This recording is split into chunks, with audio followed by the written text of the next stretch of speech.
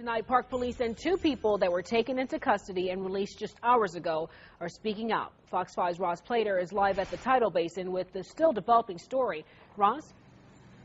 Maureen, this is an ongoing battle, and here's what it stems from. Back in 2008, a small flash mob danced at the Jefferson Memorial.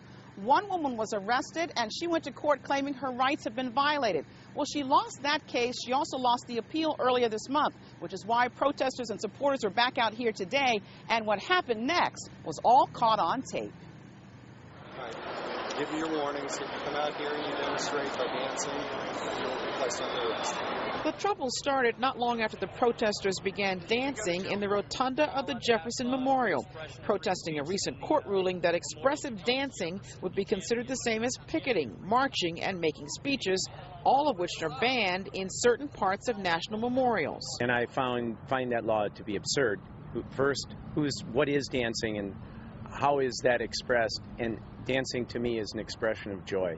Lo and behold, we found ourselves handcuffed, arrested, and dragged away in a pretty violent manner. What's so crazy about this is it violates everything that Thomas Jefferson stood for.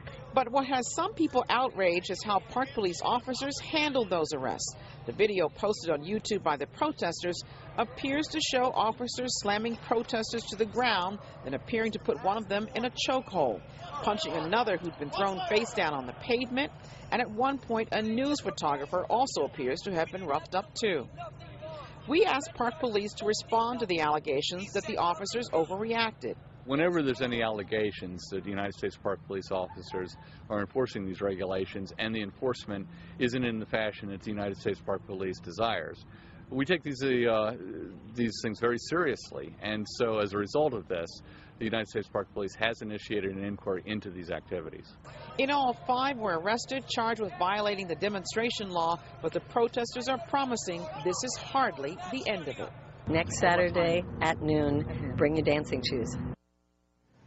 Well, those folks were out tonight. As you can see, they are cited. They will face a fine, and they have a court date coming up. But as you hear, Marie, they plan to be back out here next Saturday at noon. Yeah, just watching that video, it's pretty unbelievable. But, you know, Roz, we all remember the civil rights protest with MLK at the Lincoln Memorial. How is this different? Well, it's different, Park Police say, because of geography. That civil rights protest was organized, was permitted, and they was held on the steps of the Lincoln Memorial. The problem today, we're told, is that they were inside the rotunda, and that is considered an area that is off limits. All right, much more to come from this story, I'm sure. Ross Plater at the Tidal Basin, thanks for that tonight.